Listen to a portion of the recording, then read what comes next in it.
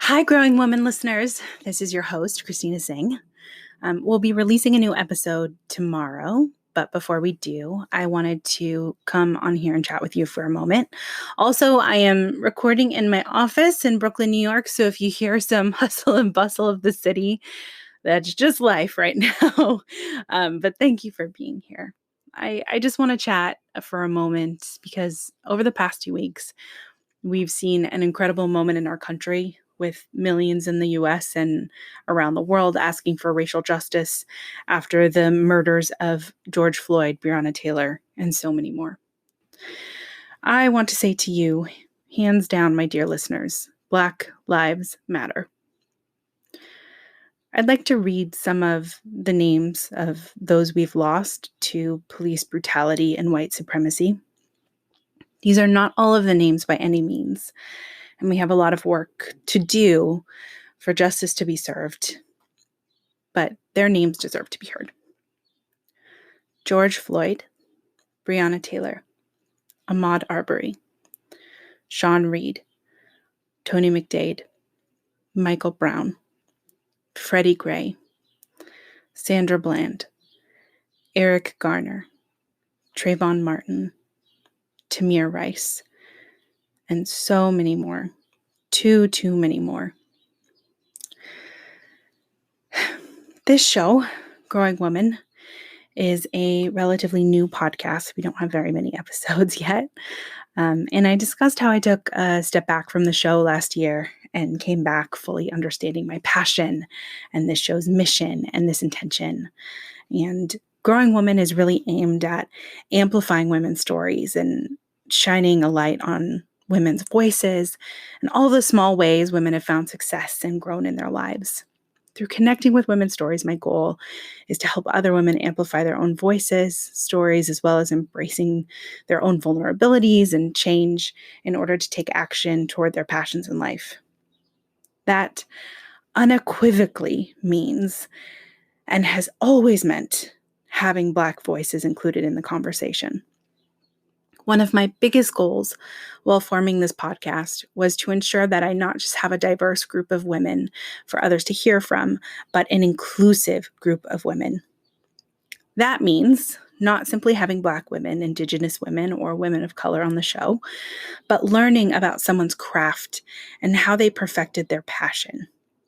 As a mixed race South Asian woman myself, I am examining what I can do to protect Black bodies and empower Black lives through my actions and through this show. So, my dear listeners, my goal is to continue to amplify Black voices through this podcast so you can not just hear from more women, but understand their stories and, most importantly, their expertise. That distinction is so critical for me, and protecting Black bodies and empowering Black lives is at the center of this work.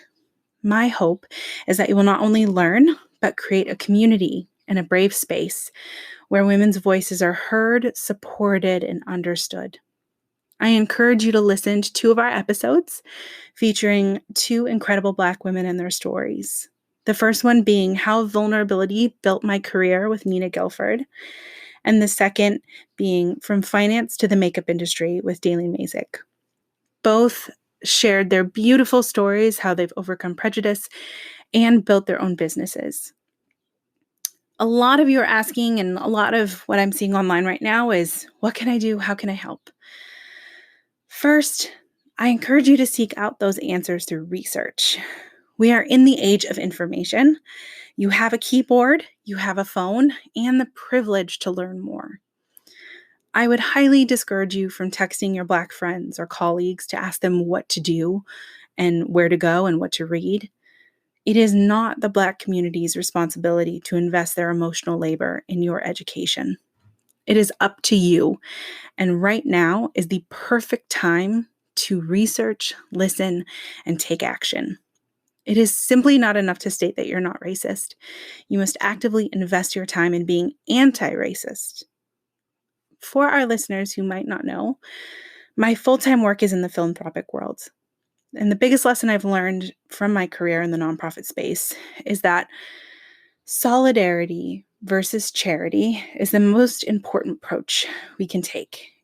in order to create meaningful and lasting change. This means not just donating or serving a meal or showing up to a walk or a run or a gala or posting online. All of those things are great, but it demands questioning. You must question and call on radical reform of the systems that support and uphold white supremacy and directly harm Black and Brown communities. These institutions are what our nation was built upon. They serve white lives and property while devaluing the humanity of Black people and people of color. You must ask critical questions. Why are so many people going hungry in Black and Brown communities? Why are so many people in Black and Brown communities living in poverty? Why are Black people overwhelmingly murdered and brutalized by the police? Ask those questions because it's your job to understand the systems and support policies that are both created by and support Black and Brown communities. There's a myth that these communities do not know what they need, so they need others to come in and step in and help. It is simply not true. Majority populations cannot dictate change. They must listen to minority communities and follow their lead. That means having Black and Brown communities lead policy creation, holding up their voices, talking to elected officials about reform, and then talking to your community about doing the same. It also means taking a look inside your organizations and companies' policies and practices. Many nonprofits and companies are white. Personally, I have been the only woman of color in several fundraising departments, and most leadership in the nonprofit space is comprised of white men and women. Take a look at your workplace. A social media post is not enough. Examine who you're hiring. Who are your colleagues? What about your leadership team and your board of directors? Solidarity versus charity means taking an honest look at your internal organizational practices that uphold white supremacy and value white lives and careers over others, then taking action to dismantle those systems. If you are white, you have a lot of power in bringing up these issues to your leadership. I encourage you to take this action. Change the policy, you change the system. Give power to Black and Brown voices. Advocate, call on your electeds, and vote. Vote. Don't just call for diversity, call for inclusivity. Finally, I encourage you to put your money where your mouth is. Invest in Black-owned businesses. Money talks. Do not simply read a book. It is great that you are becoming educated, but that is not the work. You can feel like you did the work, but what really matters is your actions.